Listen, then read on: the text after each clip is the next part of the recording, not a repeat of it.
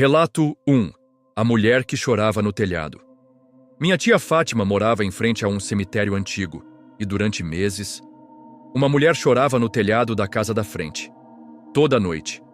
Isso foi em Candeias, interior de Minas. Um bairro simples, com ruas estreitas e poucas casas antigas. A dela ficava bem de frente para o cemitério, com muro baixo e cruzes tortas. Um lugar que já tinha energia pesada sem precisar de explicação. Logo nos primeiros dias após a mudança, ela notou algo estranho. Toda noite, entre 9 e 10, dava para ouvir um choro. Um som abafado, mas contínuo.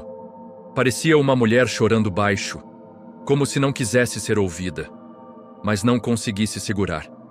No início, achou que fosse problema de família.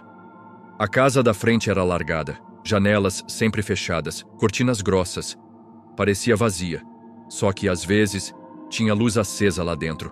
E então, depois de 2 semanas, Fátima viu. Era uma mulher. Sentada no telhado, pernas cruzadas, o vestido escuro balançando no vento. Chorava com o rosto escondido entre os dedos finos, desgrenhados.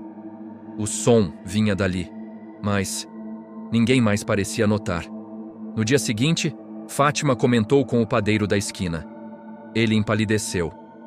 "Você também viu?" Ela não entendeu. O homem explicou que, anos antes, uma mulher se jogou daquele telhado. Diziam que ela perdeu a filha pequena para uma febre e entrou em desespero. Desde então, vários moradores novos viam a tal mulher chorando no alto da casa, sempre olhando para o cemitério. O mais estranho era que ninguém conseguia subir lá. Um rapaz tentou colocar escada e caiu antes de chegar. Disse que a estrutura parecia muito mais alta do que o normal. Outro tentou pelo sótão e desmaiou antes de alcançar a última tábua. Fátima ficou obcecada. Toda noite esperava o horário. A mulher aparecia, sempre sentada do mesmo jeito. Chorava. Às vezes, escondia o rosto. Outras, só encarava o cemitério, como se esperasse alguém sair de lá. Até que, numa noite, Fátima acenou. A mulher parou de chorar.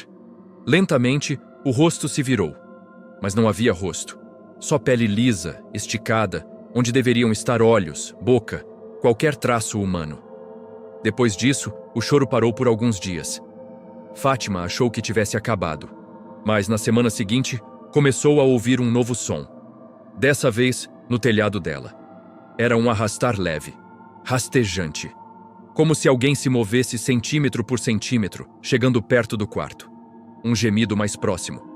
Quase humano. Fátima passou a trancar janelas, fechar cortinas, dormir com o abajur aceso.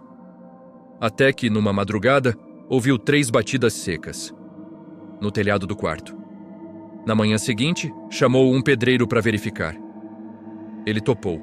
Subiu com escada e tudo. Quando desceu, estava branco. Disse que havia marcas fundas de mãos e joelhos no centro do telhado, como se alguém tivesse orado ali por horas. Mas o mais estranho, as telhas estavam queimadas por dentro, como se algo quente tivesse saído da alma do telhado. Naquela tarde, Fátima decidiu se mudar. Antes de ir, passou em frente à casa da vizinha uma última vez. A mulher estava lá, mas agora, de pé, no alto do telhado, rosto ainda voltado para o cemitério, as mãos cruzadas no peito, e ao lado dela, um segundo vulto, menor, de mãos dadas com ela. Os dois parados, encarando o cemitério, esperando. Fátima nunca mais voltou àquela rua. Mas um tempo depois, viu a casa sendo demolida numa reportagem local. Diziam que ninguém conseguia vender o terreno. Tudo que era construído ali desmoronava. E quanto à casa dela? O novo morador ficou só 2 meses. Foi embora no meio da noite sem dar explicação, mas deixou uma coisa colada na parede. Ela desceu, com a filha. Se chegou até aqui, deixa o like e se inscreve no canal. Relato 2. O velho do chapéu na porteira. A primeira vez que vi o velho foi às 3h13. Parado na porteira da entrada, com a cabeça baixa e a mão encostada na madeira. Ele não se mexia. E eu soube, na hora, que ele não era vivo. Essa história aconteceu quando fui passar um tempo no sítio da minha avó, em Ipoema, interior de Minas. Ela morava sozinha há anos, numa casa antiga de madeira, rodeada por mata, silêncio e gado. Eu tinha terminado um trampo puxado na cidade e fui para lá tentar descansar. Mas só piorei, porque no meio do nada, eu vi algo que nunca mais consegui esquecer. Minha avó já falava dele, só não achei que fosse ver com meus próprios olhos. Nos primeiros dias foi tudo normal.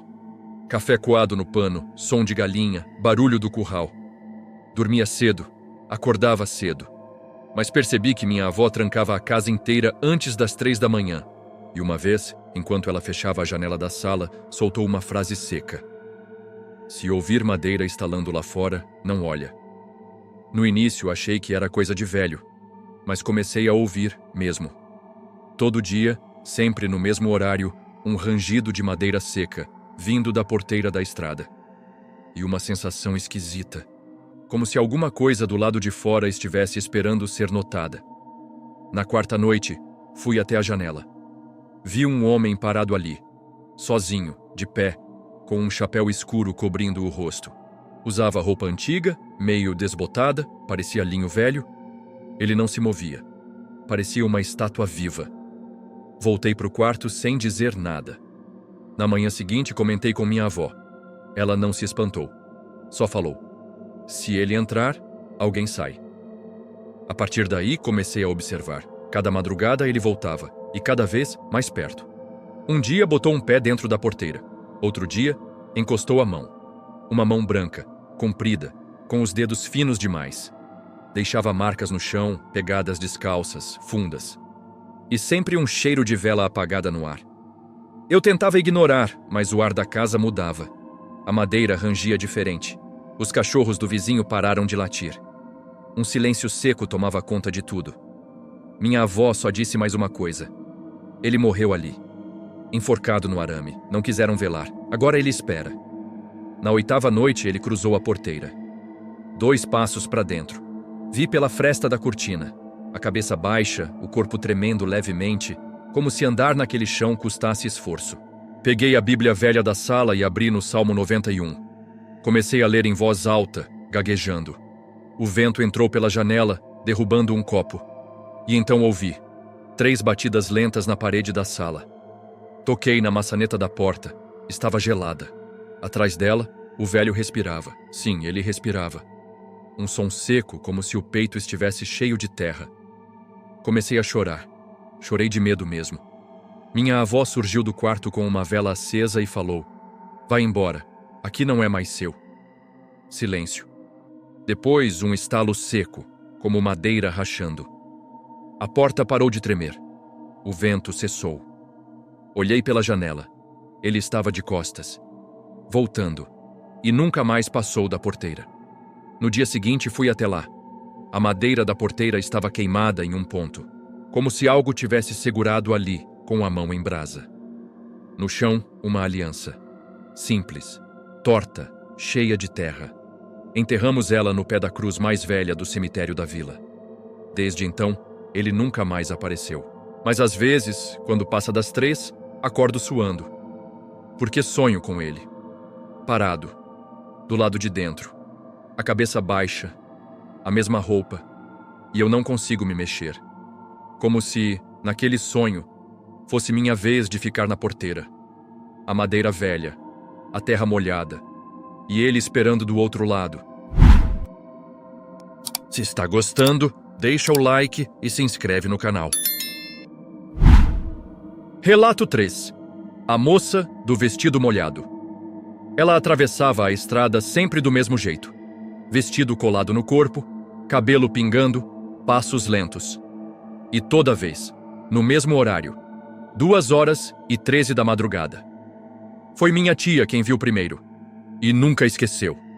Essa história aconteceu com minha tia Fátima, quando ela morava em Candeias, interior de Minas. Era um bairro pequeno, com casas distantes e estrada de terra cortando tudo. O sítio dela ficava isolado, numa curva conhecida pelos moradores como Volta da Cruz. Ninguém gostava de passar ali tarde da noite. E a explicação vinha sempre acompanhada de silêncio. Eu ouvia esse relato desde criança, sempre igual, como se minha tia guardasse cada detalhe com raiva e medo. Mas até hoje, ela nunca deixou de repetir. Era sempre às 2h13 da madrugada. Ela morava sozinha com 2 galinhas, um cachorro e uma fé grande demais para caber na casa. Dormia cedo, acordava com o sol. Mas começou a perceber algo errado quando voltava da igreja às terças. Sempre nesse dia, sempre no mesmo trecho da estrada, ela via uma mulher atravessando. Devagar, do lado da cruz de madeira. A primeira vez, pensou que fosse alguém da comunidade. A segunda, parou o carro para ajudar, mas a mulher desapareceu antes dela descer. E quando voltou a olhar para o banco de trás, tinha marcas de água, como se alguém encharcada tivesse sentado ali. Molhou até o estofado, e ficou um cheiro forte de rio, que não saía nem com pano, nem com reza.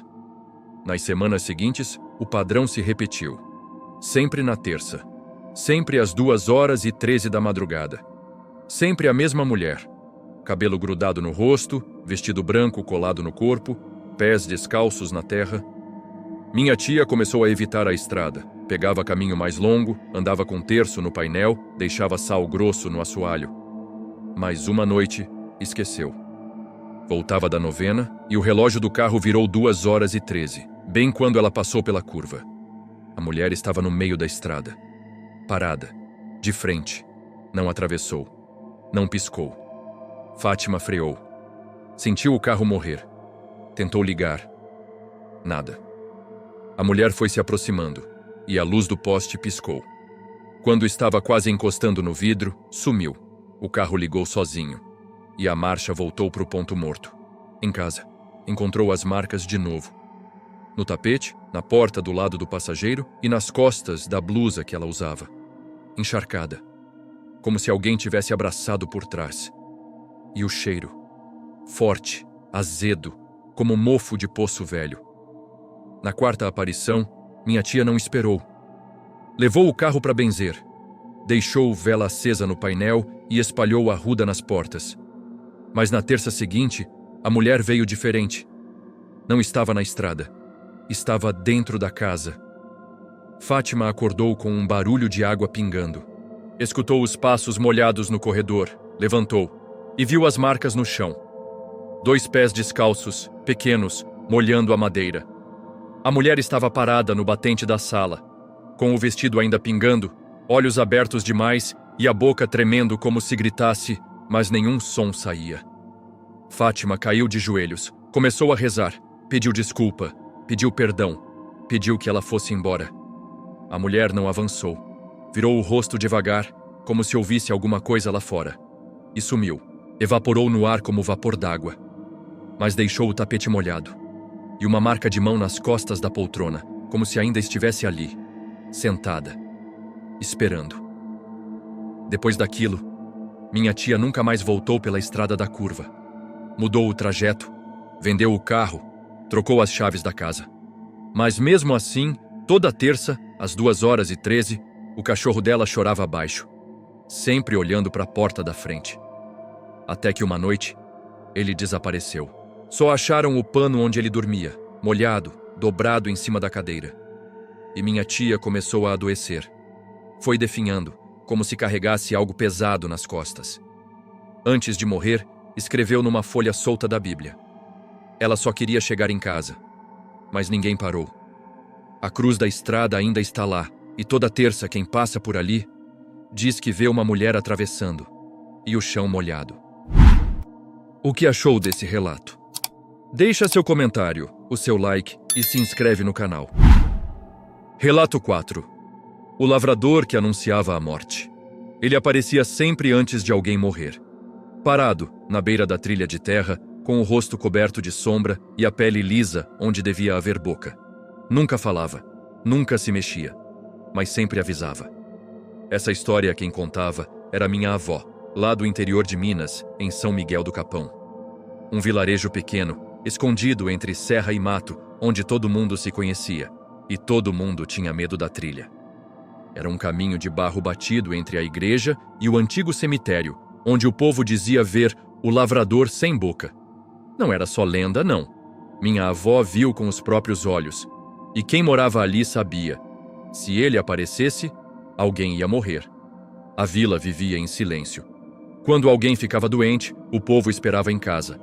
Mas o medo mesmo vinha quando diziam que o homem da trilha tinha sido visto. Não importava se o doente estava mal ou não. Se ele aparecesse, o caixão era garantido. Diziam que era um lavrador antigo, enforcado por engano, sem nunca ter conseguido se despedir da família. E por isso, ficava vigiando quem estava prestes a partir. Minha avó via ele sempre no mesmo lugar, parado, de pé, do lado de uma cerca caída, com o chapéu encobrindo o rosto. A pele era estranha, seca, esticada, e onde devia ter boca, só lisura. Como se nunca tivesse falado na vida. Ela viu ele pela primeira vez quando meu bisavô adoeceu. Ele já estava fraco, mas ainda andava. Só que na tarde anterior à morte dele, ela subia a trilha voltando da igreja e viu o lavrador ali. Parado, com a cabeça levemente inclinada. Os olhos eram fundos, escuros, sem reflexo. Ela parou. Quis chamar, mas a garganta travou. Sentiu o ar pesar, como se o mato ao redor tivesse parado de respirar. O homem não se moveu. Quando ela chegou em casa, o pai dela já estava sem pulso. Depois disso, passou a ser mais comum. Sempre alguém dizia ter visto o lavrador. E no dia seguinte, velório. Quando não era velório, era acidente. Ou afogamento. A vila passou a evitar a trilha. Colocaram uma cerca, depois uma cruz. Mas ele continuava lá. Um dia, um rapaz tentou filmar, mas o celular travou. No vídeo, só ficou o som da respiração dele. Um chiado rouco, como se estivesse puxando o ar de dentro da terra. Na última vez que minha avó viu ele, quem morreu foi a comadre dela. Mas teve algo diferente. O lavrador estava mais perto. Antes, ele ficava na beira. Dessa vez, estava no meio do caminho. Como se já soubesse. Como se tivesse pressa. Minha avó contou que tentou desviar o olhar, mas não conseguiu. Quando encarou o rosto dele, viu que os olhos estavam abertos demais, molhados. E a pele do rosto parecia prestes a rachar. Ela correu. Chegou em casa passando mal. No dia seguinte, a comadre escorregou no banheiro, bateu a cabeça e morreu na hora. Depois disso, minha avó adoeceu. Disse que sentia ele por perto. Via sombras perto da janela. Ouvia os galhos secos estalando mesmo sem vento. Uma noite deixou uma vela acesa para ele. Falou em voz baixa. Agora pode ir. E nunca mais viu.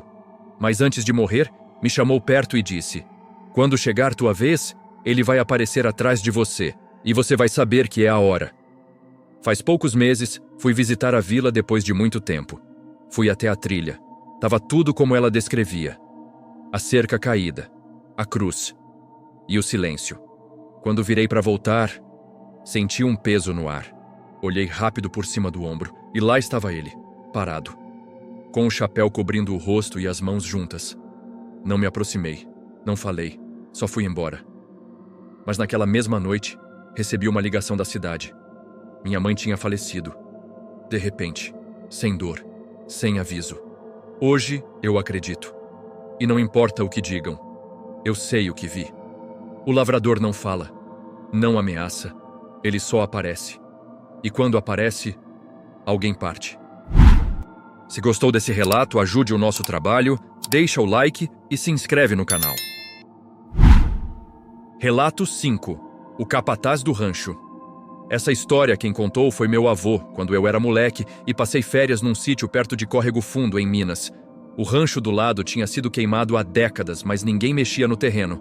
A cerca caía, o mato tomava conta, mas todo mundo fingia que não via. Diziam que ali morava o capataz. Ou melhor, o que restou dele. Um homem grosso, de voz pesada, que morreu queimado no rancho. Mas não largou o lugar, nem depois de virar cinza. Meu avô cuidava de umas cabeças de gado e me deixava solto pelo pasto. Mas tinha uma parte da propriedade que ele sempre dizia para eu evitar. Ali, perto do rancho queimado, não pisa. Eu achava que era só por medo de cobra. Até que uma noite, acordei com um barulho estranho. Correntes. Como arrastando ferro pelo chão duro. E uma voz lá fora, grossa, engasgada, chamando um nome. Não entendi o nome, mas senti. Era como se tivesse sido falado dentro da minha cabeça. No dia seguinte, perguntei. Meu avô ficou branco. Só disse, você escutou? E depois, não responde, nunca responde. Comecei a ouvir as correntes com frequência, sempre de madrugada, sempre vindo do lado do rancho queimado. Mas nunca vi ninguém. O som ia ficando mais próximo, como se atravessasse o pasto bem devagar. Às vezes vinha junto com cheiro de fumaça, outras com cheiro de couro molhado. Um dia, arrisquei. Fui até a cerca. O sol estava quase se pondo. E vi, no meio do capim seco, um homem alto, com o corpo todo escurecido como carvão vivo. Roupas coladas no corpo, as correntes enroladas no ombro e o rosto coberto de fuligem, com a boca aberta demais. Mas não se via dente.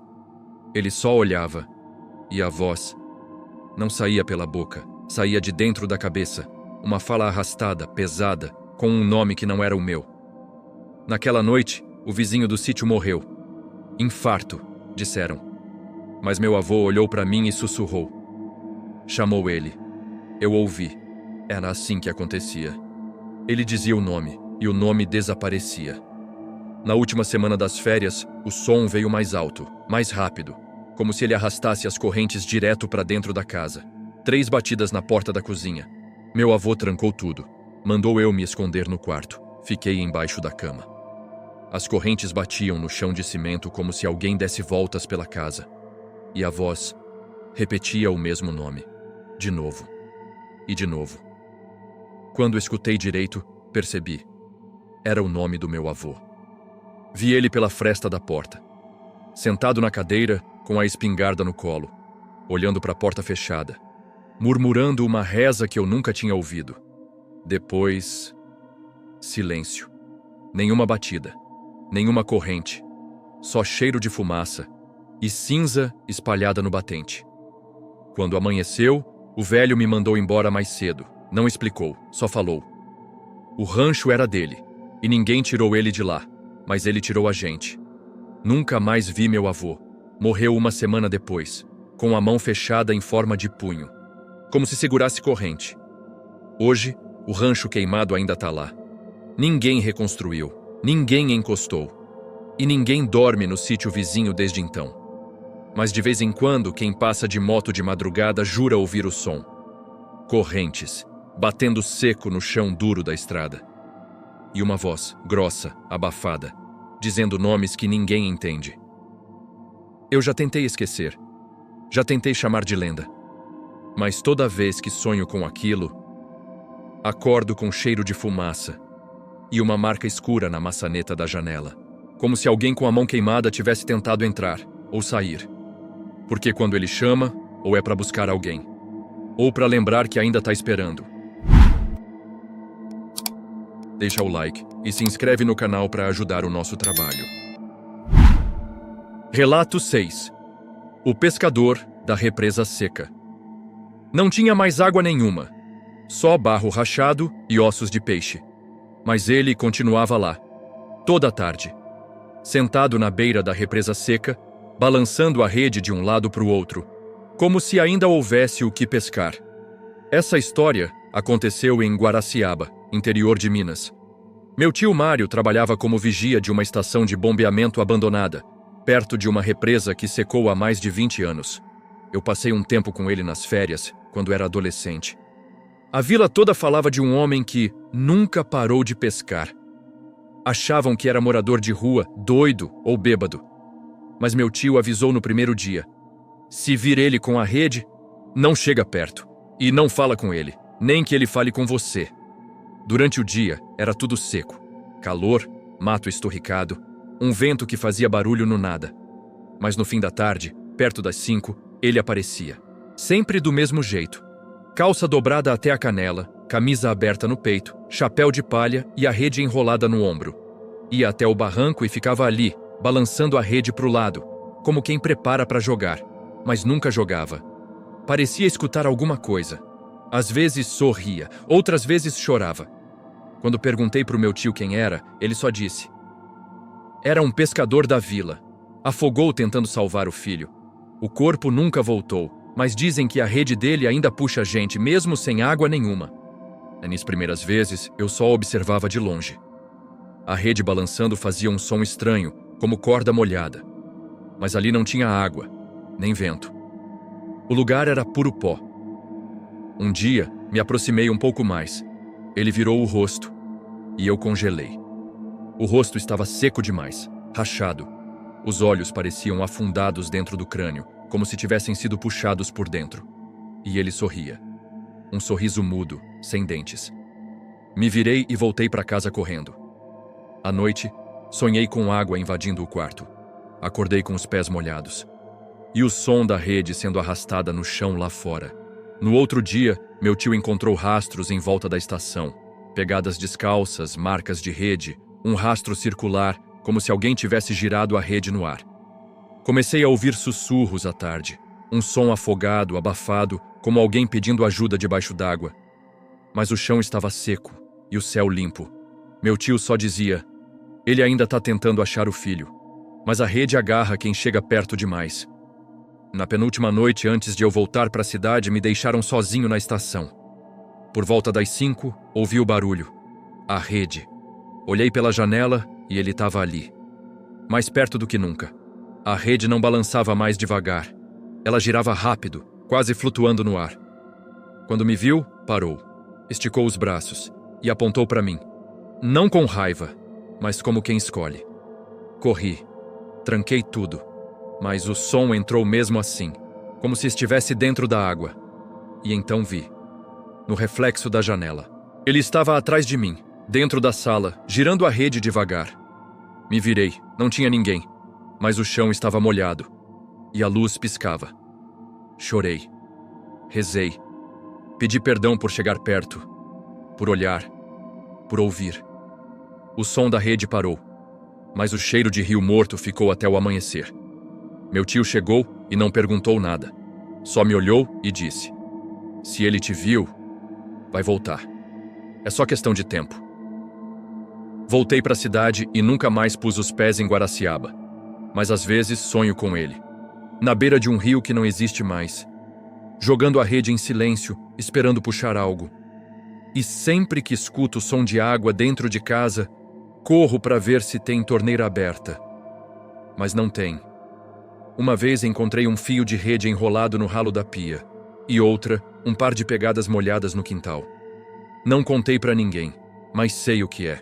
Ele continua pescando, mesmo sem água, mesmo sem rede. Porque o que ele procura, não volta. E o que ele agarra, nunca escapa de novo. Se está gostando, ajude o nosso trabalho com o like, a sua inscrição. Relato 7. A lavadeira da bica. Toda madrugada, o som da água correndo ficava mais forte. E quando olhava da janela, ela estava lá. A mulher de véu preto, ajoelhada na beira da bica, lavando lençóis que não existiam, com as mãos em carne viva. Essa história aconteceu com meu primo Lucas, na fazenda onde ele trabalhou como caseiro em Serra Dourada, interior da Bahia. A casa era antiga, de telha grossa e paredes largas, rodeada de mata e silêncio. Um lugar onde o tempo parecia ter parado, ou se escondido. Perto do galpão tinha uma bica de pedra, alimentada por nascente. Só que a água nunca parava, mesmo na seca. E segundo os antigos da região, ela não servia para beber. Porque a lavadeira lava coisa dos outros ali, diziam. Lucas cuidava da fazenda sozinho. Rotina simples, galinha, cerca, roça. Mas começou a reparar que toda manhã o balde de ferro da bica estava no chão, com marcas de mãos em volta. No início achou que fosse bicho.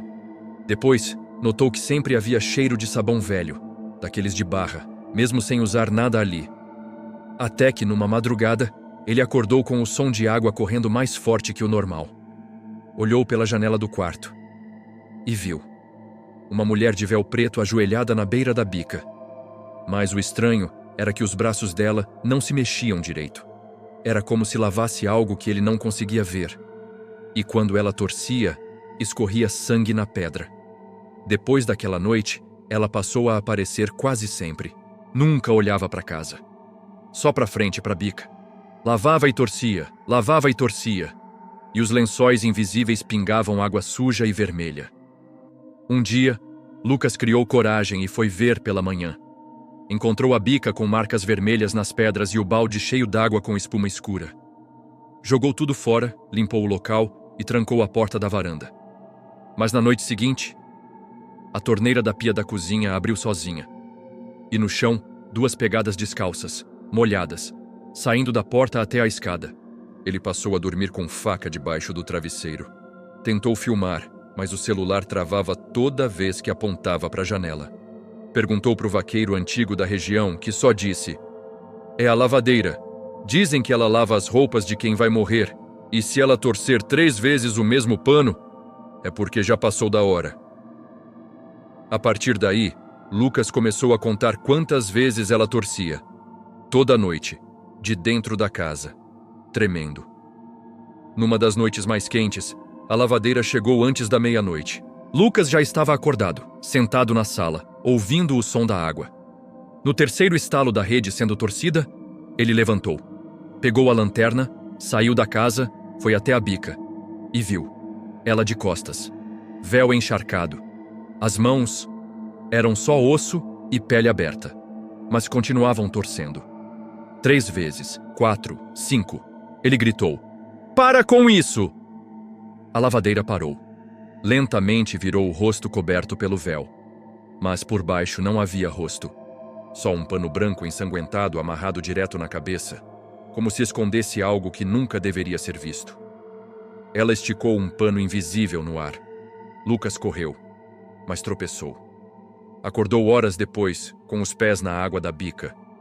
E o pano branco amarrado em volta do próprio peito, molhado e com o nome dele escrito em sangue. Nunca tinha contado isso para ninguém. Mas ele guardou aquele pano até hoje, seco, duro e ainda com cheiro de sabão velho e carne. Lucas se mudou 1 semana depois. Abandonou a fazenda, vendeu tudo, sumiu do interior. Mas diz que até hoje, em noite de lua minguante, acorda com o som de água caindo perto da cama. Já trocou de casa 3 vezes. Já dormiu sem luz, sem torneira, sem pia. Mas o som vem de dentro da cabeça. E certa vez, depois de um sonho com a lavadeira torcendo o pano sobre o peito dele, acordou com a camiseta toda molhada e 3 marcas vermelhas torcidas no tecido. Ele queimou o pano velho que guardava, mas diz que foi pior, porque agora ela lava outro tipo de coisa e não torce mais, ela esfrega. Antes do próximo relato, deixa o like e se inscreve no canal para fortalecer o nosso trabalho. Relato 8. A mulher dos olhos brancos. Ela não olhava para você, nem para a cruz, nem para o portão. Caminhava em círculos, sempre fora do muro, toda noite, mesma direção, mesmo passo. Mas se você cruzasse o caminho dela, os olhos brancos se abriam.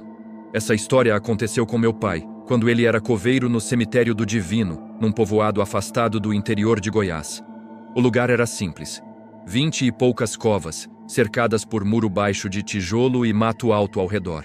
Ele trabalhava sozinho, cuidando da manutenção, dos enterros, das cruzes. E jurava que via uma mulher toda noite, andando ao redor do cemitério. Ninguém mais via. Ninguém mais falava.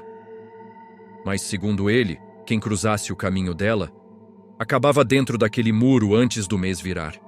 O trabalho era solitário, mas tranquilo. Durante o dia, silêncio. À noite, o som da mata, uns cachorros ao longe. Só que nas últimas semanas daquele ano, meu pai começou a perceber uma coisa estranha. Sempre às 3 da manhã, o sino da capela tocava uma vez. E logo depois, ele via a mulher. Vestido cinza, cabelo ralo, pele pálida. Caminhando do lado de fora do muro, sempre no sentido horário. A primeira vez, achou que fosse alguém perdido. Mas ela não parava. Só andava, olhava para o chão. Os olhos completamente brancos, sem íris nem pupila. Na segunda noite, ele reparou que as pegadas dela não afundavam na terra, nem deixavam rastro, e que onde ela passava, as velas dos túmulos acendiam sozinhas. Depois disso, ele começou a anotar. Marcações no calendário. Eram sempre os mesmos dias. Véspera de enterro, noite sem lua, ou quando alguém da vila ficava doente. Ela surgia, dava a volta completa no cemitério e sumia atrás da cruz principal sem deixar rastro. Um dia, um bêbado do vilarejo atravessou o caminho dela voltando da venda. Caiu morto na mesma semana. Derrame fulminante. Outro caso, uma senhora que zombou da história dizendo que era invenção. Teve um sonho com a mulher e acordou cega. Só enxergava branco. Meu pai passou a evitar sair do barracão à noite, mas começou a sentir a presença mais perto.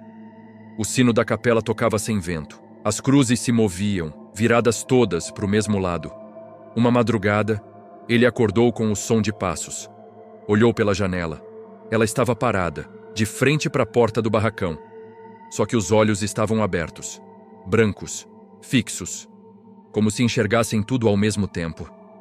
E naquele instante, o sino tocou 2 vezes. No dia seguinte, morreu um garoto da vila. Acidente na estrada. Meu pai preparou o túmulo.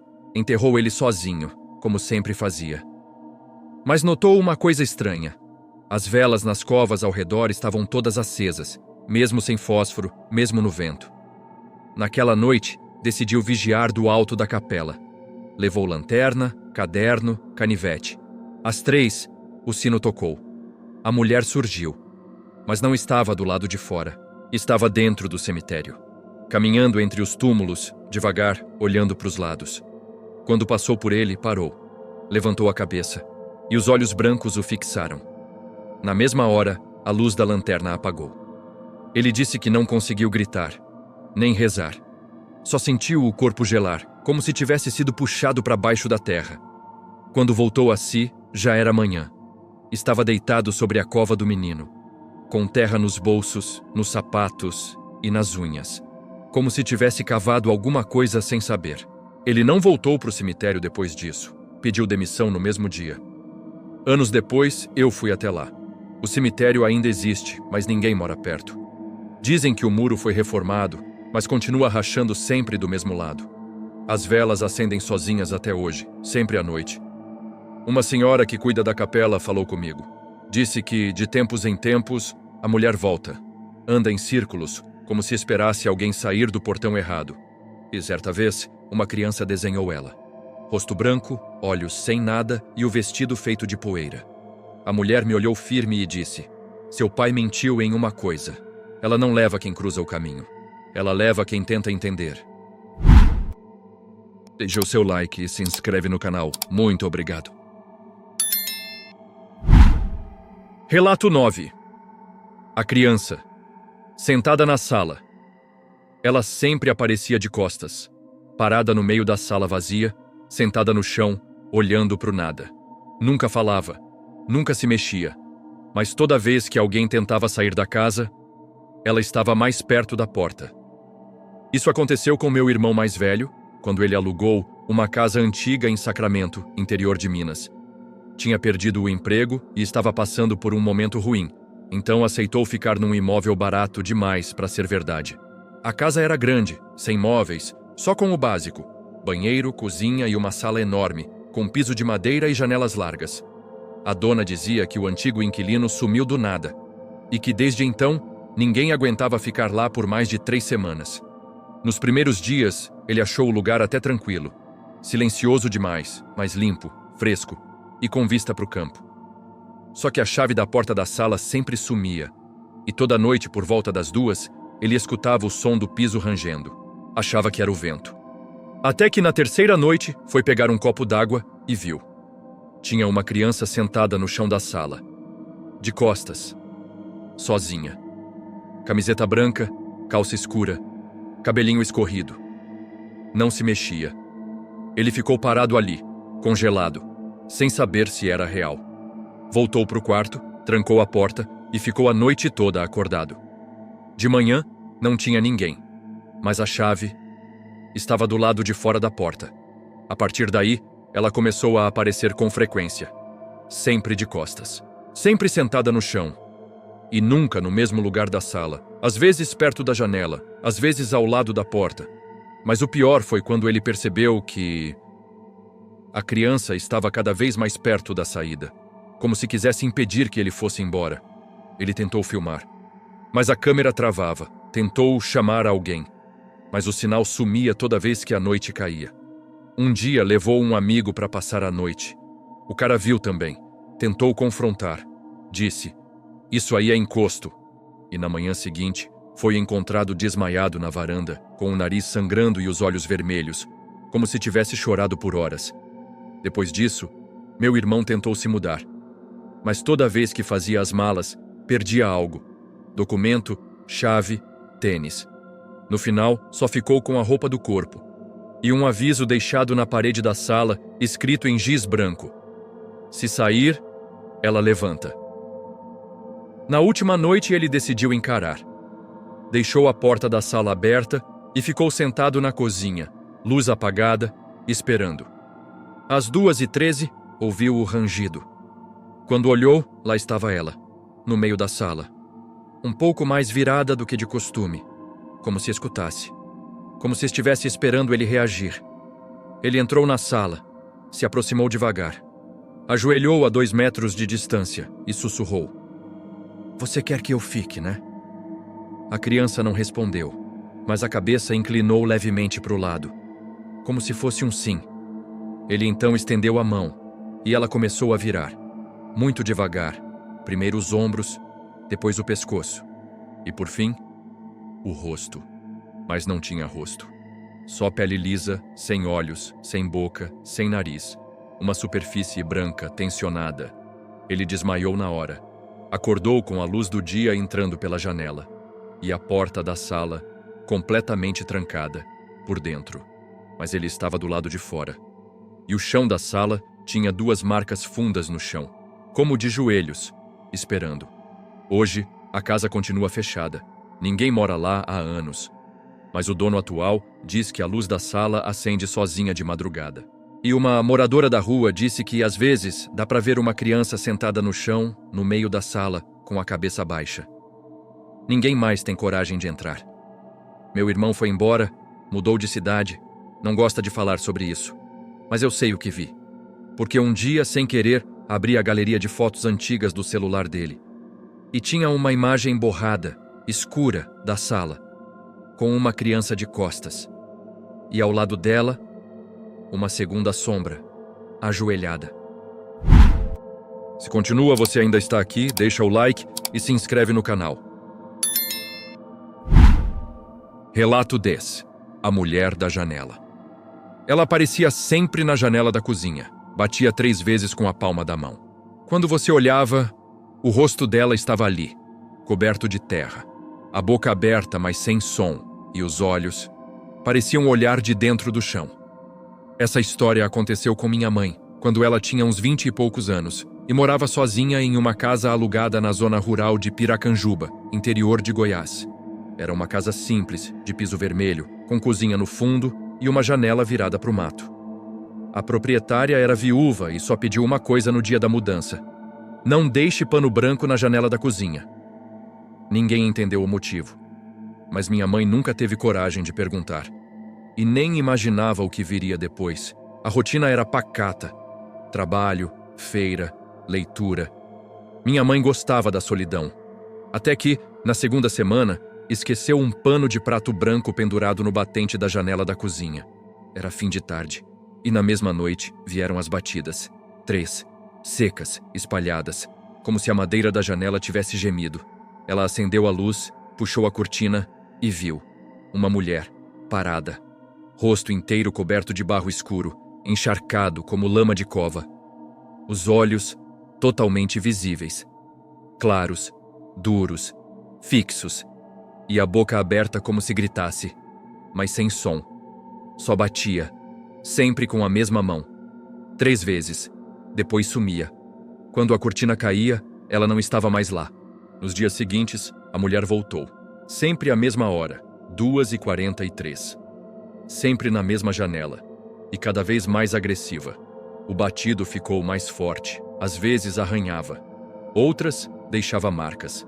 Na manhã de quarta-feira, havia 3 marcas de mão na parte de fora do vidro. Com barro ainda úmido, minha mãe limpava, mas voltavam. Um vizinho antigo contou que ali morou uma mulher que desapareceu durante uma enchente. Nunca encontraram o corpo. Só os panos de cozinha, brancos, sujos de terra, pendurados na cerca. Diziam que ela foi enterrada sem saber, como indigente, como se estivesse viva quando taparam o buraco. E agora, procurava a casa, qualquer casa, desde que tivesse uma janela virada para o mato, com pano branco. Minha mãe passou a evitar a cozinha à noite, mas a mulher continuava. E o mais assustador começou a surgir do outro lado das janelas internas. Na sala, no banheiro, no quarto, sempre com o rosto encoberto, sempre em silêncio e batendo, como se ainda esperasse alguém abrir. Na sexta-feira, minha mãe decidiu enfrentar. Deixou a janela da cozinha aberta, luz apagada, pano branco pendurado.